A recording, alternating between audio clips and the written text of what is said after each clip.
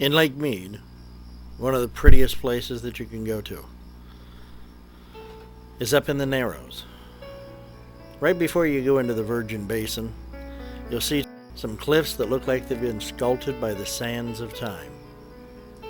They're just absolutely gorgeous. When you snake your way back, it looks 2 or 3 different times like the canyon can't go back any further.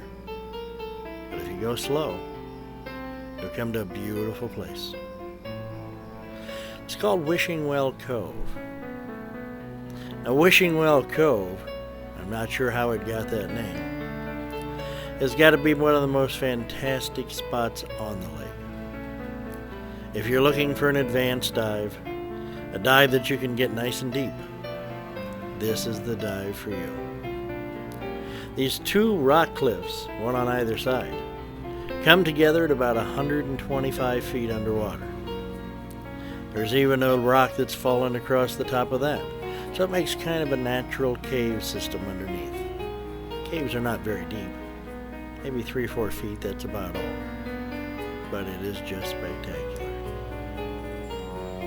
On this day, as you can see, the water is emerald green, and Adam's even getting ready to go in, having fun. As we start to descend down the line,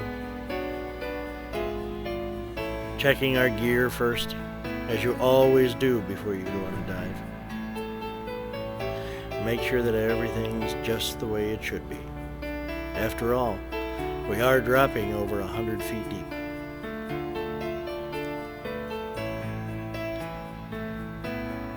Clearing his mask, looking at his equipment, and equalizing early and often, as is suggested. Mark and Adam start down the line.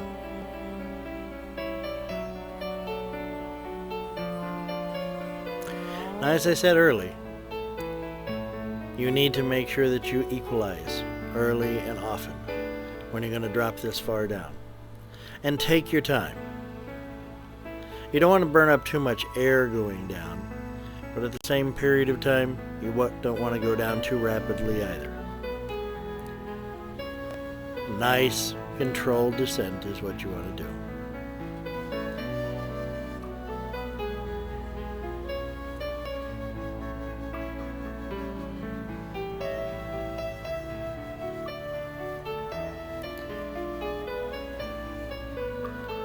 Down and down we go into Wishing Well Cove.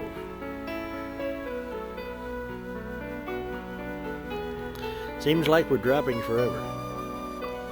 And all of a sudden, the rock faces are starting to come into view.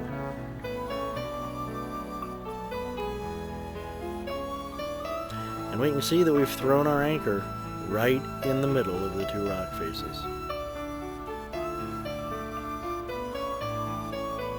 As I said earlier, it's just beautiful underneath here.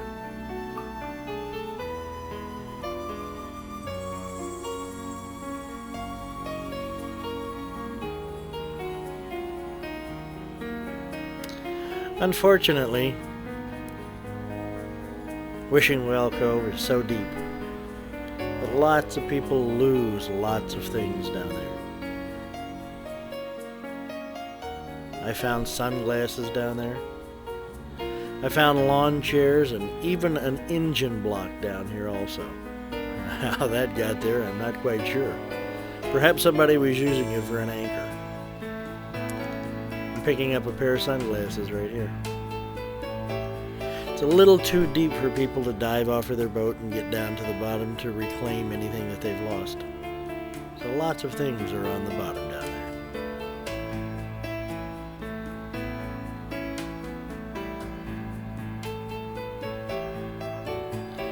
The sheer size of all these boulders underwater gives you pause.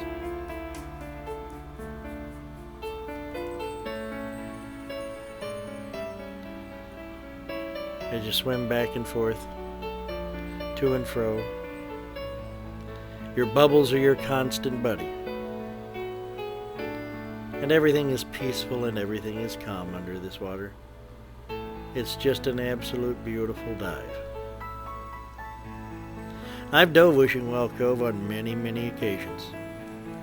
The water here happens to be pretty clear this time. And as I turn through what I like to call the Needle's Eye, and I head back towards the boat, I just can't wait for the next dive in Wishing Well Cove. I hope you'll join me.